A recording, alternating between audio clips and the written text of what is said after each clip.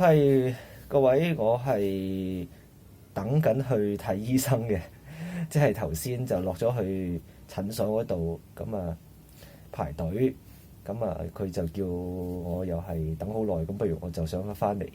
係等佢打電話嚟，咁我先至再落去啦，係。咁睇嚟呢一期都好多人中咗流感啊，咁我就即係口水鼻涕咁樣係咁喺度流。咁趁呢段時間就錄一段即係匪夷所思啦，因為好多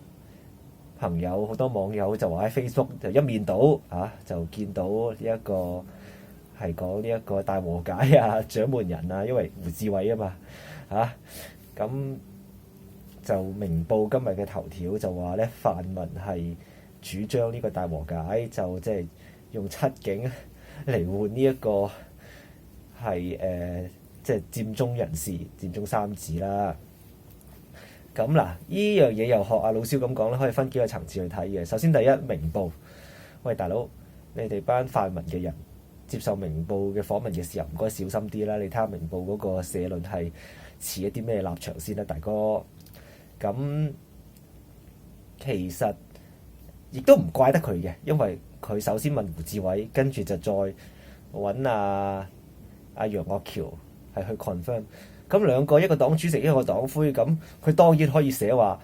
民主黨倡議公民黨和議，跟住就代表晒成個泛民啦。佢寫係可以咁寫，咁但係對照翻明報，即係以往佢哋即係社論嗰個立場咧，咁就好難，就唔讓人覺得咧，其實咧係有心就做你嘅係。咁楊岳橋就反應好快㗎啦，佢晏晝就已經出咗個聲明㗎啦咁但係咧，胡志偉咧就仍然就係好似即係十下咁樣俾人嘅感覺。咁呢個就去到另一個問題啦，就係我幾認同有位網友喺我 Facebook 嗰度嘅講法，就話其實喂胡志偉老實講，大家都未必係值得怪佢喎，因為呢條友分分鐘連即係基本嘅表達能力咧，都仲係有問題喎。即係嗱，我嘅表達能力都有問題啦，但係我講緊係我可能講嘢唔流暢啊，啦啦咳咳啊，好多即係啊呢樣啊，咦我好多啊，咁大家聽落唔舒服啫，但係都講到我想講嘅意思啊嘛。胡志偉好似連講佢想講嘅意思都有啲問題，呢條友咁即係，但係呢單嘢咧，我都覺得佢要孭鑊嘅。你問我咧，最好你就真係不如你辭咗民主黨主席佢算啦，係真係嗱其實有幾個層次去講啦嚇，學老蕭咁講係第一個層次，好多人講過啦，就係所謂嘅特赦呢個問題，技術上咧、原則上咧、法理上咧都講唔通嘅，係咪？特赦就係你班七警，即係真係揼人啊嘛，佢真係犯咗刑事法啊嘛你而家大和解係一個政治嘅決定嘅，即係你用一個即係政治嘅交易去換咗一個即係法治嘅決定，呢個當然係犧牲咗即係我哋相信嘅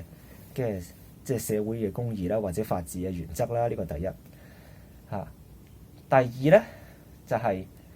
如果係講呢一個交易都好咧，其實唔係特赦嗰七警喎，係應該重判七警，或者呢個告晒朱經緯啊，所有嗰啲警察濫權啊嗰啲嘢，咁先至叫做可以造就到大和解喎。你講數係應該咁講嘅喎，係咪？嗱，如果真係講數講緊大和解，其實就係你唔好俾我再見到即係周融啊、藍絲啊、愛港力啊出嚟打贏嗰啲人，唔該全部即係叫佢哋消失。你喺選舉嘅過程入邊，你唔好再亂咁 DQ 人。而家唔係講緊係立法會嗰陣時候，對於某啲港獨或者主張港獨嘅候選人咧，係要針對佢哋，而係你見到係喺特首選委期間咧，例如張秀賢嗰啲咧係都係亂咁咧係被呢個選舉事務處或者選管會咧係即係 DQ 咗嘅。咁呢樣嘢你大家跟翻個過程玩，我就乖乖地跟翻你個遊戲規則玩，你唔好亂咁 DQ 人，否則的話我哋就繼續喺度諗啲非常嘅手段去做嘢，咁就先至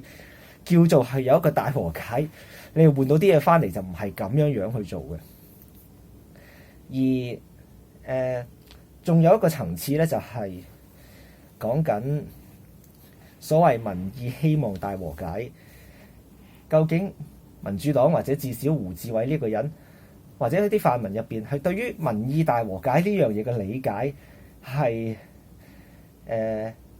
即係有一個點樣嘅理解，先至令到胡志偉即係講出呢一番説話咧？係我覺得，即係如果胡志偉係真係即係表達到佢嘅意思嘅話，完整嘅話咧，咁呢一個諗法嘅問題其實反映咗喺邊度咧？反映咗就係咧，睇嚟泛民入邊有啲人咧真係搞錯咗咧，係民意嗰個支持曾俊華嘅民意係應該點樣去喺一個後特首選舉呢個時候咧，係點樣去回應嘅？係因為如果根據胡志偉咁樣講咧，就即係話啊，佢哋覺得市民好想大和解咧，所以咧佢咧就要即係作出啲行動，要向林鄭咧去表示和解，嚟回應一啲選民嘅想大和解嘅民意嚇。咁但係我一直唔係咁諗喎嚇。我如果大家有睇我寫文章，我真係覺得係即係叫人支持曾俊華，等曾俊華高民望落選，呢個係敗中求勝嘅唯一方法。咁敗中求勝勝咗啲咩咧？就係話嗱，啲淺黃淺藍都會覺得呢次選舉係俾佢覺得即係好 Q 荒謬啦。原來係優敗劣勝，劣幣驅逐良幣。咁佢哋咪開始諗下，即係林鄭呢個政府即係咪做啲乜嘢？即係佢哋都覺得唔關佢事，要有一啲即係反對嘅表態咧，咁樣。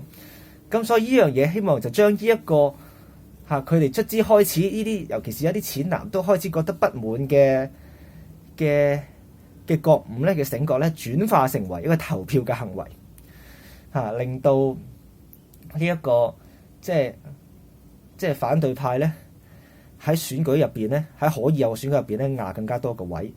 包括立法會甚至區議會。咁呢樣嘢就係戴耀廷講咗風雲計劃啦。嗱，呢個我當然就唔敢係講，就話阿戴耀廷抄我嘅咁樣。我唯一講開又講對戴耀廷呢個風雲計劃，暫時一點嘅建議就係，喂，其實一個 brand 你建立咗，你講咗雷動，咁你話雷動區議會咪算咯？大家咪知道呢樣嘢係即係雷動計劃嘅新言咯。你係搞個新名出嚟咧，咁其實咧係喺公關上面或者宣傳上邊咧係好笨嘅一樣嘢嚟嘅。OK， 即係講翻即係和解嘅民意，就係我覺得就係曾俊華已經係即係香港人或者甚至主流民意咧一個底線嚟㗎啦。即係北京都唔俾咁樣咧，其實即係反對派就應該將呢一樣嘢係同呢啲民意講，就話而家北京連我哋最低嘅底線嘅要求，大和解俾你都唔要啊！